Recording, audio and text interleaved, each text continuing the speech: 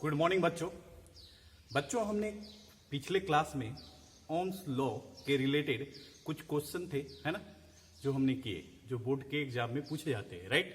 और कुछ advance question पूछे जाते हैं, वो हम चैप्टर जब एंड होगा तब हम बताएंगे, राइट। आज जो हम लोग स्टडी करने वाले हैं ओम्स लॉ का वेरिफिकेशन, है ना, मतलब ओम्स लॉ का एक्सपेरिमेंट एक तरह से समझे, राइट। तो अगर ओम्स लॉ का एक्सपेरिमेंट करना हो तो कैसे करेंगे, यानी कि वेरीफाई उसको कैसे करेंगे, राइट। तो हमारा जो इस चैप्टर का जो एक्टिविटी है ना, वो एक्टिविटी नंबर 1 है ना, समझ मेरी बात। तो यहाँ पे जो हम एक्टिविटी करने वाले हैं किसका, तो verification of Ohm's law, right. Ohm's law क्या कहता है, तो आपको मालूम है कि potential difference is directly proportional to electric current. इसलिए हम इस ओम्स लॉ का वेरिफिकेशन के लिए हमारा एम क्या होगा, पोटेंशियल डिफरेंस निकालना और करंट निकालना, फिर पोटेंशियल डिफरेंस और करंट के बीच रिलेशन निकालना। अगर पोटेंशियल डिफरेंस और करंट का रिलेशन अगर लीनियर आ गया तो हम बोलेंगे कि ये जो रिलेशन है वो ओम्स लॉ को फॉलो कर रहा है ना, और हम कह देंगे हमने वेरीफाई कर दिया किसको, ओम्स लॉ को, राइट। तो आज हमारा एक्टिविटी है ना, activity number 1 verification of Ohm's law. और ओम्स लॉ को वेरीफाई करने के लिए हमको दो टर्म चाहिए, एक पोटेंशियल डिफरेंस और इलेक्ट्रिक करंट। इसीलिए हमने जो एम लिखा, क्योंकि किसी भी एक्टिविटी या एक्सपेरिमेंट को लिखने के लिए कुछ स्टेप होते हैं, वो स्टेप आपको लिखना जरूरी है। पहले एम लिखा जाता है, फिर अपैरेटस रिक्वायर्ड लिखा जाता है, फिर थियोरी लिखा जाता है, फिर सर्किट डायग्राम ड्रॉ किया जाता है। तो उसका प्रोसीड्यूर है पूरा, हम पॉइंट बाय पॉइंट बताते जाते हैं, और ऐसी एक्टिविटी लिखना है, राइट। तो एक्टिविटी नंबर 1 किसका, तो वेरिफिकेशन ऑफ ओम्स लॉ। और ओम्स लॉ पोटेंशियल डिफरेंस और करंट के बीच का रिलेशन बताता है, राइट। इसीलिए हमारा जो एम होगा यहाँ पे potential difference and electric current को स्टडी करना। अगर पोटेंशियल डिफरेंस और इलेक्ट्रिक करंट को स्टडी हमने कर लिया तो हम उसका ग्राफ प्लॉट करेंगे। अगर ग्राफ हमारा लीनियर आया तो हम बोलेंगे ये ओम्स लॉ को वेरीफाई कर रहा है, राइट।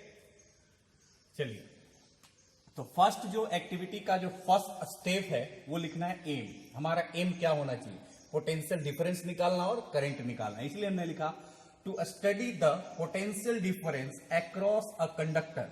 पोटेंशियल डिफरेंस किसके बीच होगा, तो कंडक्टर के अक्रॉस ही होगा, राइट। बताए थे ये कंडक्टर है, ये पॉइंट ए है, एक पॉइंट बी है, और इसके अक्रॉस लगा दो क्या, वोल्ट मीटर लगा दो। इस कंडक्टर का कितना वोल्टेज है हमको पता चल जाएगा, राइट। तो ये सब चीज हम लोग स्टडी कर चुके हैं।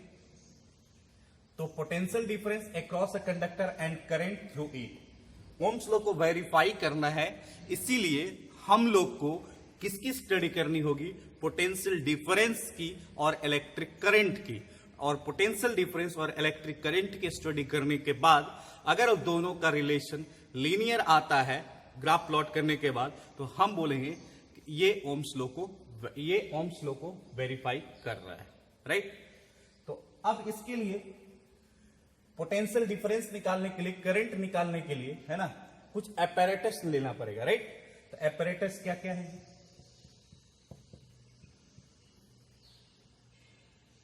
apparatus रिक्वायर्ड क्या क्या हो चाहिए। तो पहले हमको एक कंडक्टर बोला है, तो कंडक्टर चाहिए, हम एल्यूमिनियम कंडक्टर ले लेते हैं।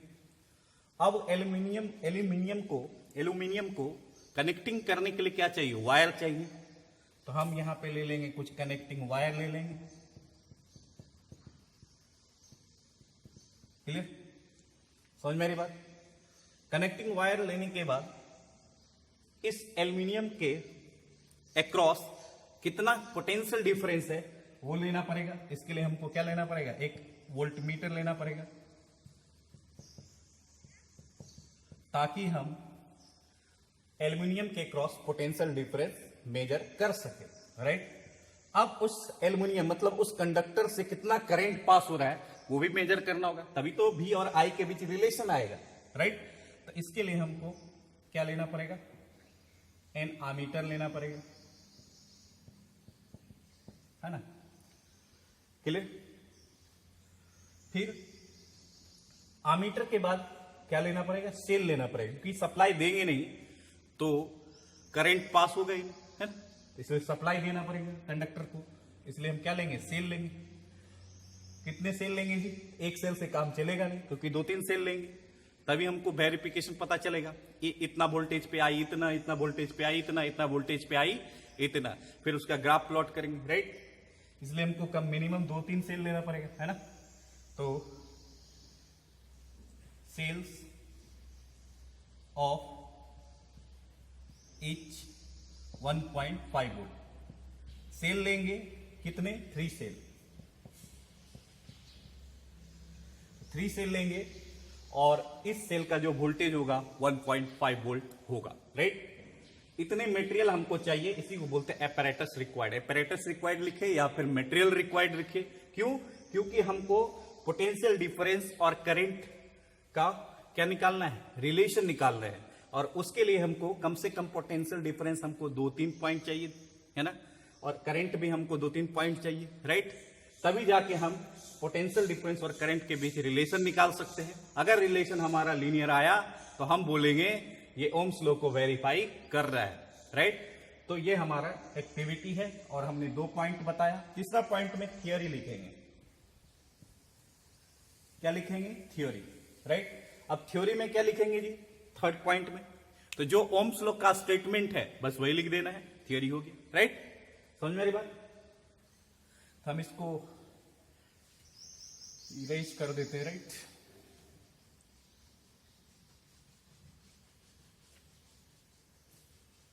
स्टेप नंबर 3, 2 स्टेप हमने लिखा, अब थर्ड स्टेप चलते हैं, राइट।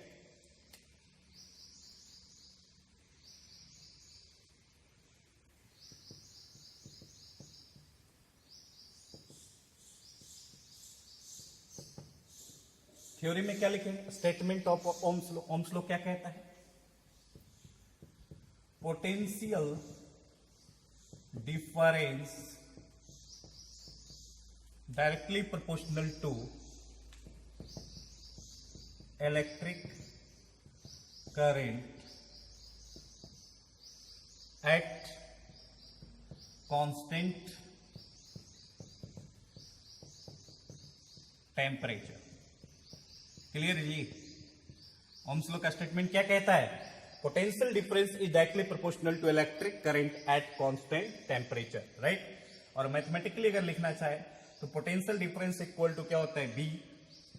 बी से नोट करते हैं पोटेंशियल डिफरेंस को और इलेक्ट्रिक करंट को, आई, है ना, एट कांस्टेंट, क्या जी, कांस्टेंट क्या रहेगा, temperature, right. T is the temperature, right. अगर इस प्रोपोर्शनल साइन को हटाते हैं तो इसके बदले में क्या रखते हैं जी, आर, है ना। This R is called a constant, but this constant is called a resistance. तो हम इसको लिख सकते हैं, here R is the constant, इसको हम क्या बोलते हैं, रेसिस्टेंस, है ना। इसका यूनिट क्या होता है, वो ओम, राइट। समझ रही बात। क्या हम इसको ऐसे लिख सकते हैं, resistance equal to V by I, clear.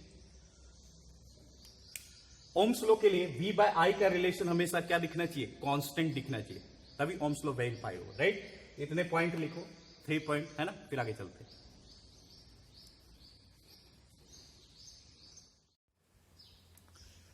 तो बच्चों हम लोग 4th स्टेप पे आते हैं, सर्किट डायग्राम।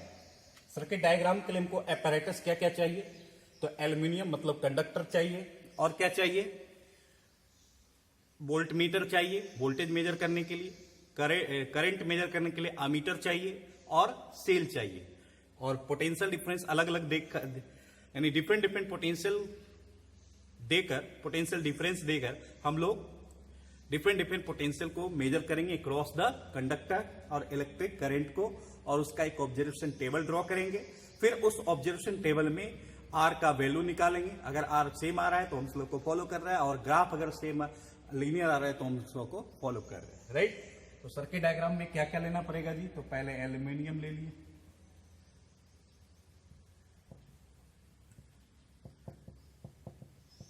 कोई दिक्कत। अब इस पूरे सर्किट को कनेक्टिंग करने के लिए हमको क्या रिक्वायर्ड होना चाहिए, तो कनेक्टिंग वायर होना चाहिए। विदाउट वायर हम सर्किट को कनेक्ट नहीं कर सकते हैं। तो हमने कुछ वायर लिया है ना, कनेक्टिंग वायर, और उस वायर से हमने 3 सेल को कनेक्ट कर दिया।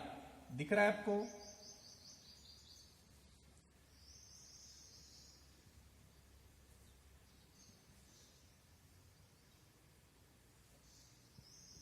क्लियर?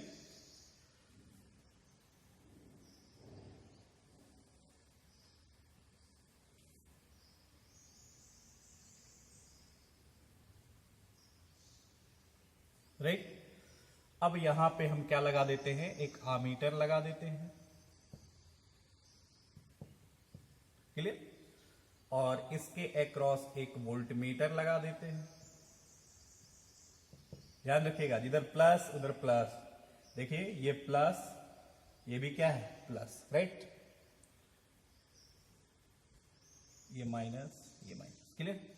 वोल्टमीटर भी कनेक्ट कर दिया, मीटर भी कनेक्ट कर दिया, एल्युमिनियम भी ले लिया है ना, और 3 सेल भी ले लिया। राइट? मान लेते हैं इसका वोल्टेज V1, इसका वोल्टेज V2, इसका वोल्टेज V3।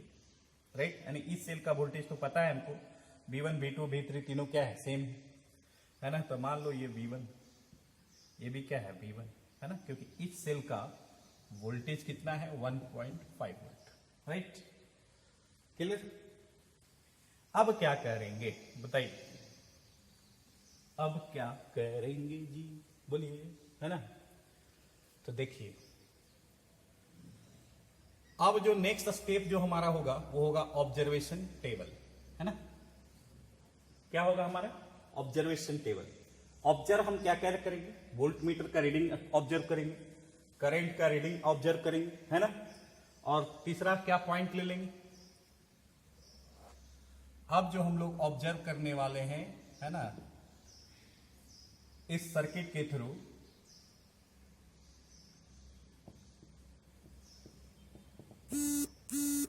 है ना, यहां तक समझिए, फिर आगे चलते हैं। क्लियर?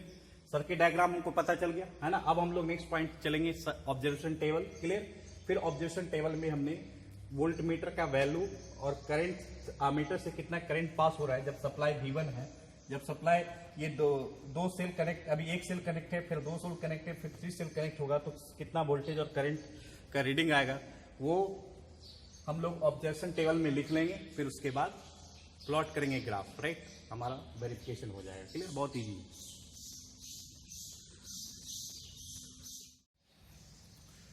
तो बच्चों, हमने 4th स्टेप में सर्किट डायग्राम ड्रॉ कर दिया, है ना। कैसे, एक एल्युमिनियम लिया, वोल्ट मीटर लिया, एमीटर लिया और 3 सेल लिया।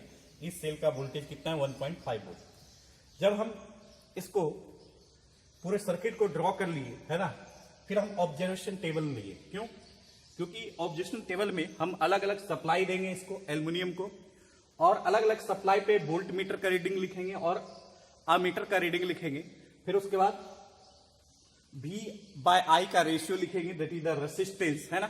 तो रेजिस्टेंस हमारा क्या आना चाहिए, ओम्स लॉ के बेसिस पे कांस्टेंट आना चाहिए। तीनों का जितना ऑब्जर्वेशन लेंगे सारा का रेजिस्टेंस क्या होना चाहिए, कांस्टेंट होना चाहिए, तभी ओम्स लॉ वैलिड होगा। राइट? तो ध्यान से समझिए।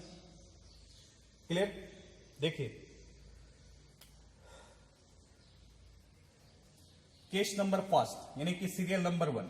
क्लियर? ऑब्जर्वेशन टेबल में चल रहे हैं, यानी कि कौन सा step, 5th step. Right? Observation table का सीरियल नंबर 1। देखिए ध्यान से, ये जो सर्किट है, वोल्ट मीटर है या मीटर है, एल्यूमिनियम है, दिस इज ए सेल। अभी जो सेल से कनेक्टेड है वो कौन सा सेल है, कनेक्टेड V1। V1 ये सेल और ये सेल कनेक्टेड नहीं है, देखो डिसकनेक्टेड है। अगर यहां से करंट जाएगी तो ये ऐसे जाएगी, आमीटर से होते हुए ऐसे आएगी, फिर ऐसे आएगी, फिर ऐसे जाएगी, इधर नहीं जाएगी। क्लियर? क्यों? क्योंकि ये जो 2 सेल है ना, ये सेल कनेक्टेड नहीं है। तो कितने नंबर ऑफ सेल अभी कनेक्टेड है सीरियल नंबर 1 में, तो 1 सेल। कौन सा, तो B1। कितना सप्लाई दे रहे हैं एल्यूमिनियम को, 1.5 वोल्ट। राइट? अगर हम बोले कि सीरियल नंबर 1, है ना, number of cell connecting supply, observation table में क्या लेना है, नंबर ऑफ सेल कितना कनेक्ट किए हुए हैं, वोल्ट मीटर का रीडिंग वोल्ट में, अमीटर का रीडिंग एम्पियर में, और आर का वैल्यू V/I का रेशियो, है ना, ये लेना है। क्लियर? तो number of cell connected in serial number 1, कितना सेल कनेक्टेड है? 1 सेल, सिर्फ ये सेल, ये दोनों सेल कनेक्टेड नहीं है। दिख रहा है आपको? यहां से करंट ऐसे जाएगा, ऐसे जाएगा, ऐसे जाएगा, फिर ऐसे आएगा, इधर नहीं जाएगा। क्लियर? तो these 2 cell are not connected. तो कितने सेल कनेक्टेड है? तो 1 सेल। अगर 1 सेल कनेक्टेड है तो कितना सप्लाई देगा? तो आपको पता है V1 सप्लाई देगा, राइट?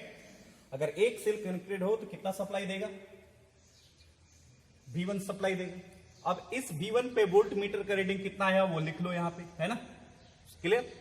इस सप्लाई पे, V1 सप्लाई पे वोल्ट मीटर का रीडिंग कितना आया वो यहां पे लिख लो। क्लियर? मान लेते हैं V' रीडिंग आया, है ना? क्योंकि जितना सप्लाई देंगे जरूरी नहीं है कि उतना सप्लाई मिले किसको? वोल्ट मीटर को, राइट? क्लियर? तो हमने सप्लाई कितना दिया फर्स्ट सेल में? V1 दिया। फर्स्ट सेल से कितना सप्लाई दिया एल्यूमिनियम को? V1 दिया, राइट? तो वोल्ट मीटर का रीडिंग कितना आया? V'। तो आमीटर का रीडिंग हमने मान लिया I' आया। क्लियर? तो जैसे ही हमने सप्लाई V1 दिया एल्यूमिनियम को, तो वोल्ट मीटर का जो रीडिंग है वो V' शो कर रहा है और आमीटर का जो रीडिंग है वो I' शो कर रहा है। क्लियर? तो रेसिस्टेंस कितना हो जाएगा जी? R1। R1 इक्वल टू क्या होगा? V' by I'। क्लियर? समझ में आ रही बात? अब case number second. Case number second में क्या करते हैं कि अब सेल को एक सेल ना कनेक्ट कर, अब सेल एक ना कनेक्ट करके 2 सेल कनेक्ट कर देते हैं। क्लियर? इसको रिमूव कर देते हैं, राइट? अब देखो कौन सा सेल कनेक्टेड है? ये दोनों सेल कनेक्टेड है, राइट? समझ मेरी बात? अब जो सेल कनेक्टेड है कौन सा कनेक्टेड है जी? तो ये सेल कनेक्टेड है, नंबर 2। क्लियर? ये था फर्स्ट नंबर, अब ये सेकेंड नंबर। तो सेकेंड नंबर जो है, यहां पे अगर वायर कनेक्टेड हो गया, ये वायर हटा के यहां पे ला दिए, राइट? तो अब करंट किधर से जाएगा? इधर से होते हुए, इधर से होते हुए यहां तक, यहां आएगा। ये सेल कनेक्टेड नहीं हुआ, ये 2 सेल कनेक्टेड होगा। अब नंबर ऑफ सेल कनेक्टेड कितना है? तो 2। मतलब कितना? 2V1 supply, right? अगर 2 सेल कनेक्ट कर दिए तो 2V1 सप्लाई देगा। जैसी सप्लाई दिए, अब ये volt meter ammeter reading show करेगा।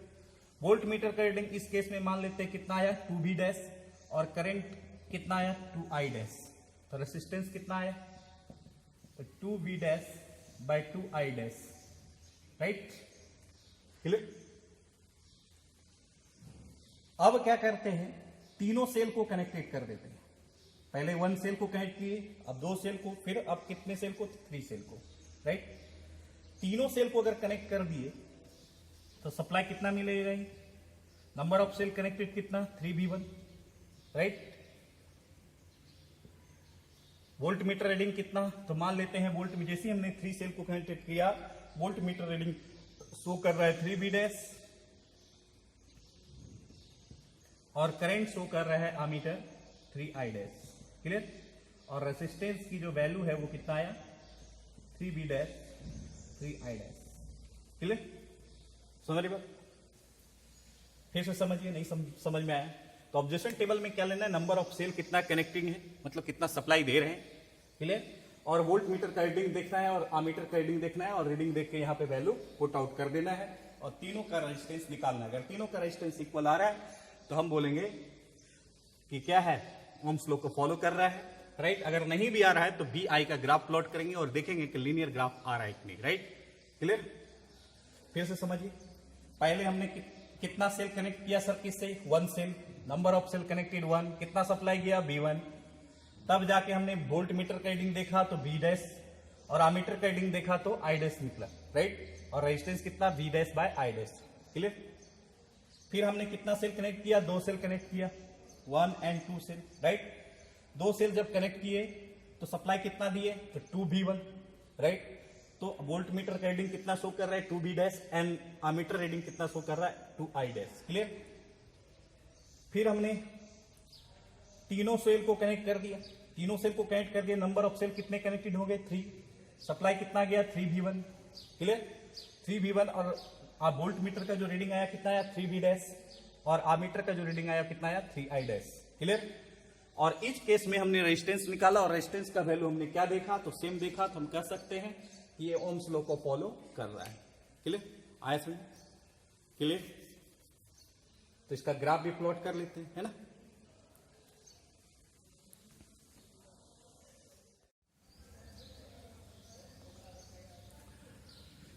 बच्चों देखो, जैसे ही हमने ऑब्जर्वेशन किया, सेल को कनेक्टेड किया, वोल्ट मीटर का रीडिंग लिखा, आमीटर का रीडिंग लिखा और रेजिस्टेंस का वैल्यू निकाले, तो रेजिस्टेंस का वैल्यू क्या दिख रहा है, V I dash I dash, R2 का वैल्यू भी 2 V I dash by 2 I dash, 2 2 cancel तो V I dash I dash, ये भी क्या होगा R2 यहां पे क्या हो जाएगा V dash by I dash, V dash by I dash, और R3 फिर से क्या हो जाएगा, है ना। तीनों केस में क्या है, V I dash V dash by I dash, V dash by I dash, तीनों केस में V dash by I dash है ना। R1 R2 R3 तीनों क्या है, सेम है। क्लियर। तो हमने ऑब्जर्वेशन से हमने ये कैलकुलेशन किया, है ना। इसमें हमने देखा, जब हम ऑब्जर्वेशन टेबल को लिखे उसके बाद हमने ऑब्जर्व किया, ऑब्जर्व करने के बाद हमको पता चला, क्या पता चला, here voltmeter and ammeter reading increase as the number of cell increase in series. कहता है कि वोल्ट मीटर और आमीटर का रीडिंग क्या हो रहा है, increase, B dash I dash, 2 B dash 2 I dash, 3 B dash 3 I dash, voltage increase हो रहा है, बी डैश से 2 बी डैश फिर 3 बी डैश, करंट भी क्या हो रहा है, इंक्रीज हो रहा है ना। आई dash 2 I dash 3 I dash, क्यों इंक्रीज हो रहा है, क्योंकि सप्लाई हम लोग क्या कर रहे हैं, इंक्रीज कर रहे हैं, दिख रहा है, V1 2V1 3V1, राइट। और ये तीनों जो सेल है वो कैसा कनेक्टेड है, एक बात दूसरा मतलब सीरीज में कनेक्टेड है। इसीलिए हमने ऑब्जर्वेशन टेबल से, जब हमने ऑब्जर्वेशन टेबल लिखा तो उसमें हमने ऑब्जर्व किया, क्या ऑब्जर्व किया, हमने ऑब्जर्व किया कि voltmeter and ammeter reading increase as the number of cell increase in series. Number of cell increase होने के कारण वोल्ट मीटर का रीडिंग क्या हो रहा है, इंक्रीज हो रहा है, एंड ऑल्सो आमीटर का रीडिंग भी इंक्रीज हो रहा है। क्लियर। सेकेंड जो पॉइंट इसमें हमने ऑब्जर्व किया कि रेसिस्टेंस जो है तीनों केस में क्या आया, सेम आया, तीनों केस में रेजिस्टेंस क्या आया, सेम आया, तो वही हमने लिख दिया। Same value of V I is obtain, है ना। सेम वैल्यू किसका, वी आई का जो रेशियो है वो सेम आया 3 केस में, है ना। Case number 1, case number 2 and case number 3 all are having the same resistance. Clear. और थर्ड जो स्टेप है कि वी आई का ग्राफ क्या होगा, राइट, है ना। तो वी आई का ग्राफ कैसा होगा, तो स्ट्रेट लाइन होगा। क्लियर, समझ रहे बात। तो वी आई का ग्राफ थर्ड ऑब्जर्वेशन इसमें से लिख देते हैं, क्या होती है, राइट। तो ऑब्जर्वेशन टेबल से हमने ऑब्जर्व क्या किया, हमने ऑब्जर्व ये किया कि अगर वोल्ट मीटर का रीडिंग इंक्रीज हो रही है तो अमीटर का भी रीडिंग इंक्रीज हो रही है। और ऐसा क्यों हो रहा है, क्योंकि सेल नंबर ऑफ सेल क्या हो रहा है, इंक्रीज हो रहा है, मतलब पोटेंशियल इंक्रीज हो रहा है, सप्लाई इंक्रीज हो रहा है, जिसके कारण वोल्ट मीटर का भी रीडिंग इंक्रीज हो रहा है, राइट। और आमीटर का भी रीडिंग इंक्रीज हो रहा है। और बी आई का जो रेशियो है तीनों केस में हमने क्या देखा, सेम देखा, राइट। और थर्ड जो हमने ऑब्जर्व किया वो क्या ऑब्जर्व किया, हमने ऑब्जर्व किया कि graph between V and I is straight line। Clear. Third point जो हमने ऑब्जर्व किया ऑब्जर्वेशन टेबल से, वो ऑब्जर्व क्या किया कि ग्राफ जो है बिटवीन V और I के बीच कैसा आ रहा है, तो स्ट्रेट लाइन आ रहा है। क्लियर। तो देखो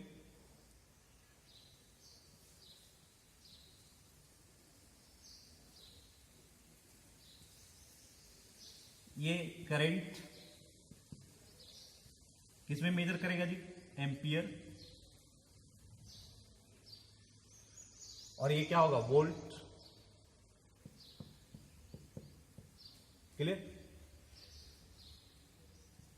जब आमीटर का रीडिंग आई डैश यानी कि आई डैश था तो वोल्ट मीटर का रीडिंग कितना था जी, तो वी डैश था। जब आमीटर का रीडिंग 2 आई डैश था तो वोल्ट मीटर का रीडिंग कितना था जी, 2 वी डैश था। जब आमीटर का रीडिंग 3 आई डैश था तो वोल्ट मीटर का रीडिंग कितना था जी, 3 आई डैश था। क्लियर, सॉरी 3 वी डैश था। क्लियर। अब तीनों पॉइंट का क्या ले लेंगे, है ना, तीनों पॉइंट का कोऑर्डिनेट ले लेंगे और सारे कोऑर्डिनेट को क्या कर लेंगे, मिला लेंगे। क्लियर। इसका कोऑर्डिनेट क्या होगा, बी डैश आई डैश, सबका कोऑर्डिनेट पॉइंट लेके मिला देंगे।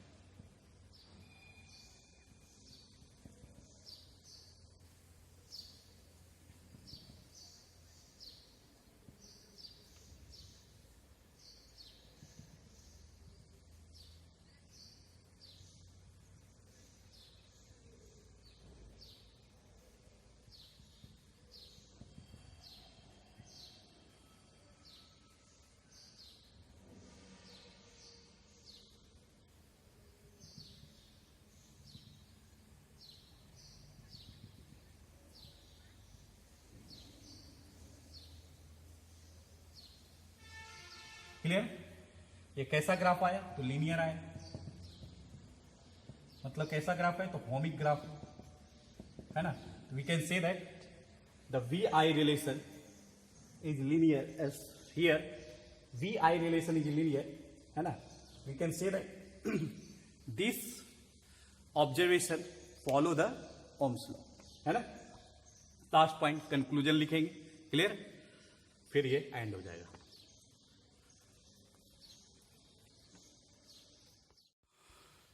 तो आइए बच्चों, ये हमारा लास्ट पॉइंट है ना। हमने पहले क्या किया? एम लिखा, फिर हमने क्या किया? एपरेटस लिया, क्या क्या हमको चाहिए उस एक्सपेरिमेंट को परफॉर्म करने के लिए, वो मटेरियल लिया। थर्ड स्टेप में हमने क्या आया? थ्योरी, है ना। ओम्स लॉ को वेरीफाई करना, ओम्स लॉ होता क्या है हमने डिफाइन किया, क्लियर। फिर फोर्थ स्टेप में हमने आया सर्किट डायग्राम, है ना। सर्किट डायग्राम के बेसिस पर हमने क्या किया? सर्किट ड्रॉ किया। सर्किट ड्रॉ करने के बाद हमने वोल्ट मीटर अमीटर का रीडिंग लिया। जब हम सप्लाई चेंज करते गए तो वोल्ट मीटर कितना चेंज हो रहा है वो लिखे, अमीटर कितना चेंज हो रहा है वो लिखे, राइट। और उसका एक ऑब्जर्वेशन टेबल निकाले, राइट। और उसमें लास्ट में हमने उसके क्या किया कि हर ऑब्जर्वेशन का V/I रेशियो निकाला, क्लियर। तो जब हम ऑब्जर्वेशन टेबल लिखे तो उससे हमने 3 पॉइंट ऑब्जर्व किया। पहला पॉइंट क्या ऑब्जर्व किया कि जब वोल्ट मीटर रीडिंग और अमीटर का रीडिंग इंक्रीज हो रहा है, तो कब इंक्रीज हो रहा है? तो जब सप्लाई इंक्रीज कर रहे हैं, है ना। नंबर ऑफ सेल अगर इंक्रीज हो रहा है तो अमीटर एंड वोल्ट मीटर का रीडिंग भी क्या हो रहा है? इंक्रीज हो रहा है, क्लियर। सेकेंड स्टेप उसमें हमने देखा कि VI का जो रेशियो है वो क्या आया? सेम आ रहा है, राइट। थर्ड स्टेप जो हमने देखा कि VI का जो ग्राफ है वो क्या आया? स्ट्रेट लाइन आया, है ना।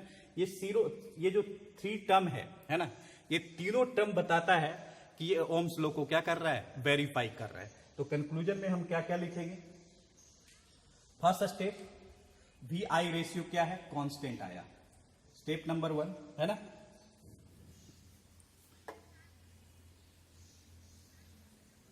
VI जो रेशियो है VI रेशियो इज कांस्टेंट आया, राइट। यही तो ओम्स लॉ कहता है कि VI का रेशियो क्या होना चाहिए? कांस्टेंट। और this constant is equal to the क्या होगा? Resistance and equal to the resistance, clear. VI का जो रेशियो आया वो क्या आया? रेशियो जो आया वो क्या आया? इज कांस्टेंट आया and equal to the resistance, जिसको हम लोग क्या बोलते हैं? रेजिस्टेंस, है ना। V equal to IR, I equal to R equal to V/I, right. This R is the constant. आगे दूसरा कंक्लूजन इसमें क्या दिखा जी? दूसरा कंक्लूजन हमारा क्या दिखा? जो ग्राफ जो हमको शो कर रहा है ना, VI का जो ग्राफ हमने देखा वो क्या देखा? लीनियर देखा, स्ट्रेट लाइन देखा। इसलिए हम कह सकते हैं कि potential difference is directly proportional to electric current, है ना। The graph between V and I is a straight line.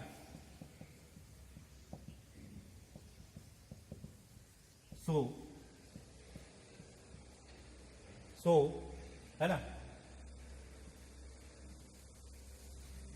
the graph between V and I is a straight line, so that clear potential difference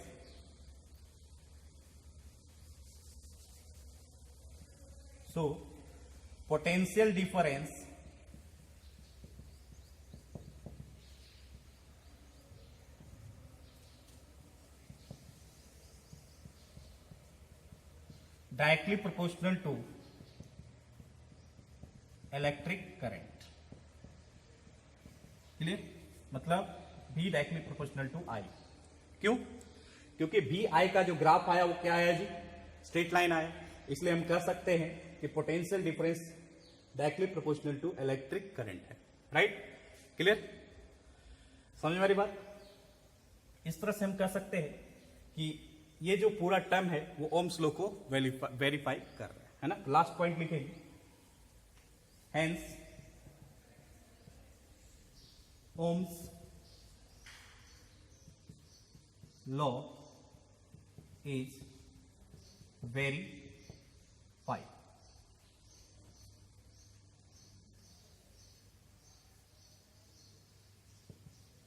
clear?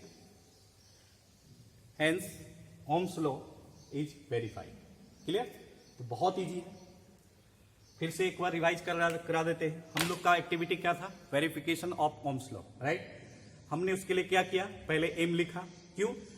और M किसके basis पे लिखेंगे? क्योंकि Ohm's law define करता है किसके बीच relation? Potential difference and electric current के बीच। इसलिए हमको एम में क्या स्टडी करना होगा? तो पोटेंशियल डिफरेंस और इलेक्ट्रिक करंट। इसलिए हमने वहां पे लिखा to study the potential difference and electric current pass through a electric circuit. Clear? फिर दूसरा पॉइंट, अगर पोटेंशियल डिफरेंस और इलेक्ट्रिक करंट के स्टडी करना है किसी भी सर्किट में, तो उसके लिए हमको क्या करना पड़ेगा? सर्किट ड्रॉ करना पड़ेगा। उसके लिए क्या चाहिए? मटेरियल चाहिए, है ना, जिसको एपैरेटस बोलते हैं। Apparatus required. क्या क्या चाहिए?